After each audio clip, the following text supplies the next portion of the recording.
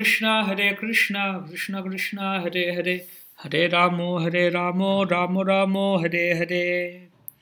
আন্তর্জাতিক কৃষ্ণ ভাবনামৃত সংঘ ইসকনের পক্ষ থেকে আমাদের প্রতিদিনকার এই পারমার্থিক আয়োজন দৈনিক পরতত্ত্বতে সবাইকে জানাচ্ছি বৈষ্ণবীয় প্রণাম, বৈষ্ণবীয় প্রীতি শুভেচ্ছা।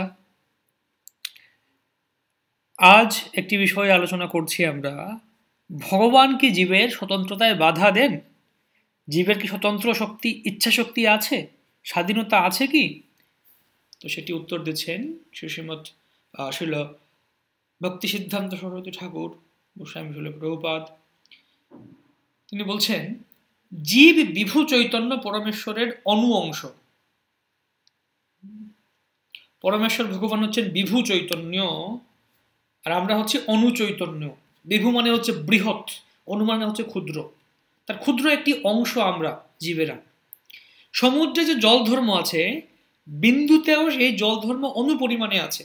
সমুদ্রে মনে করুন, সমুদ্রে বিশাল জলরাশি আছে, আটলান্টিক সমুদ্রে, বঙ্গোপসাগরে অনেক জল রয়েছে, ভারত মহাসাগরে অনেক জল রয়েছে। সমুদ্রের জলটা হচ্ছে নোনতা, লবণাক্ত, সল্টি।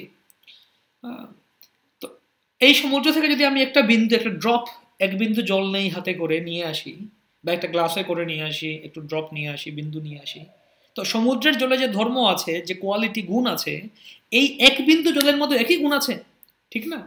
সমুদ্রের জলটাও লবণাক্ত, নোনতা। আমি যে একটু হাতে করে বা গ্লাসে করে জল নিয়ে এলাম, এক বিন্দু, অল্প একটু জল, এই জলটিও নোনতা, একই রকম গুণ, ও কিন্তু অনুপরিমাণে আছে। সমুদ্রের জলটা, সেখানে লবণের পরিমাণ বেশি, আর আমার হাতে বা আমার গ্লাসের মধ্যে অল্প একটু, এক বিন্দু জলের মধ্যে লবণের পরিমাণ অল্প একটু, কিন্তু একই ধর্ম আছে।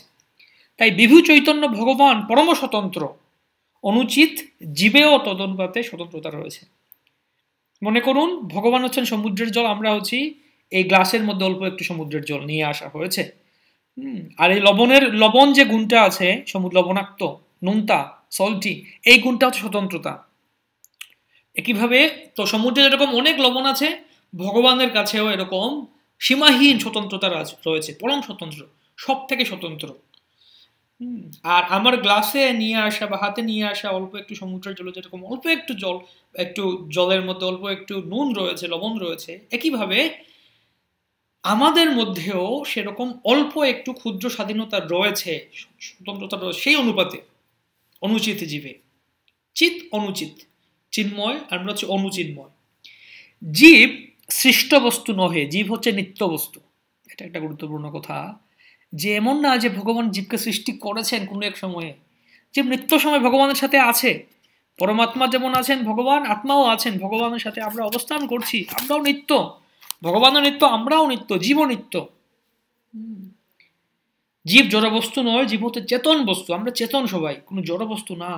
তাই জীবের স্বতন্ত্রতা কারো প্রদত্ত নহে, জীবের স্বতন্ত্রতা কাহারও প্রদত্ত নয়, কেউ দেয়নি এক্সট্রা করে যে আমাদের স্বতন্ত্রতা ভরে দিলাম না, এটা নিত্যকাল ধরে আছে, নিত্য অবস্থা।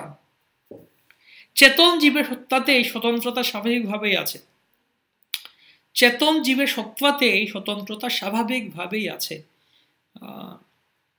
আমাদের মূল অস্তিত্বের মধ্যে স্বতন্ত্রতা আছে, আর আমরা জীবেরা এই স্বতন্ত্রতার অপব্যবহার করেই কষ্ট পাচ্ছি এখানে। ভগবান কাহার স্বতন্ত্রতায় বাধা দেন না, ভগবান কাউকে বাধা দেন না, এই হচ্ছে উত্তর। তিনি চেতন ধর্মের হন্তারক নহেন, অর্থাৎ হত্যাকারী না। তিনি জীবের চেতন ধর্মটাকে নষ্ট করে দেন না, এটাকে বজায় রাখেন। ভগবান দয়ার সাগর, তাই তিনি চেতন জীবকে চেতন বৃত্তির সদ্ব্যবহার ও অসৎ ব্যবহারের কথাগুলি জানিয়ে দেন মাত্র। তিনি জানিয়ে দেন, তার অবতার গ্রহণ করে তিনি এসে বলেন, লীলা বিলাসের মাধ্যমে বলেন, তার ভক্তদেরকে পাঠান, শাস্ত্র পাঠান, গীতা ভাগবত পাঠান, সাধুদের গুরুদের পাঠান, আমাদেরকে বলেন যে হে জীব, তুমি তোমার চেতন বৃত্তিকে এভাবে সদ্ব্যবহার করতে পারো, আর অভাবে ব্যবহার করলে একটা অসৎ ব্যবহার হবে, ভগবানের সেবায় ব্যবহার করে একটা সদ্ব্যবহার হবে, আর যদি তুমি নিজের ব্যবহারে ব্যবহার করো তাহলে এটা অসৎ ব্যবহার হবে। যিনি সেই সব ভগবত উপদেশ বা শাস্ত্র উপদেশ শ্রবণ করে ভগবত ভজন করেন, স্বতন্ত্রতার সদ্ব্যবহার করেন, তারই মঙ্গল হয়। যিনি সেই সব উপদেশ গ্রহণ করেন, শাস্ত্র উপদেশ, ভগবানের উপদেশ, ভগবান ভক্তের উপদেশ গ্রহণ করে ভক্তি করেন, তার সদ্ব্যবহার হয়, তারই মঙ্গল হয়। তাই ভগবান আমাদের স্বতন্ত্রতায় বাধা দেন না কখনো, ভগবান আমাদের স্বতন্ত্র জীব করে দিয়েছেন। তাই এখন কথা হচ্ছে ভগবান আমাদের বলে দিচ্ছেন যে কিভাবে সেই স্বতন্ত্রতাটাকে আমরা উপযুক্ত ক্ষেত্রে ব্যবহার করতে পারি। এখন আবার স্বতন্ত্র ইচ্ছা ব্যবহার করে, এটা চয়েস আমাদের উপরে, এই ইচ্ছাটা আমাদের উপর ডিপেন্ড করে আমরা কি করতে চাই, এটা করবো না ওটা করবো, আমাদের কি করা উচিত এটা আমাদের বিচার। তাই ভগবান কখনো জীবের স্বতন্ত্রতায় বাধা দেন না, নিত্যকাল ধরে আমাদের মধ্যে স্বতন্ত্রতা রয়েছে, থাকবে। এখন কেন বাধা দেন না? ভগবান বাধা দিলেই তো পারেন, কিন্তু স্বতন্ত্রতাটাকে ব্যবহার করে আমরা ভুল পথে যাচ্ছি। কথা হচ্ছে এটা জীবের চিত ধর্ম, নিত্য ধর্ম। এবং ভগবান দেব বলেন যে ভগবান চাইলে তো আমাদেরকে ভক্ত বানিয়ে দিতে পারেন, বা আমাদেরকে স্বতন্ত্রতা নিয়ে নিতে পারেন, তাহলে আমরা ভগবানের ভক্তি করব। সেটা হবে দাসত্বের ন্যায়, যে বলা স্লেভ, জোর করে, জোরপূর্বক বাধা ধরা করে সেখানে কোনো ভক্তি বা প্রেম হয় না, ধরে বেঁধে প্রেম হয় না বলে কোথায়। একইভাবে আমরা স্বতন্ত্রতা কেড়ে নিলে আমরা জোরপূর্বক ভগবানের প্রতি প্রেম করতে পারি না, এটা আমাদের বোঝা উচিত। তাই এটা ভগবানের বিশেষ দয়া আমাদের স্বতন্ত্রতা দিয়েছেন, এখন আমাদের উচিত সেটাকে ব্যবহার করে ভগবানের সেবা করা, আমাদের নিজেদের সেবা করা না। ধন্যবাদ।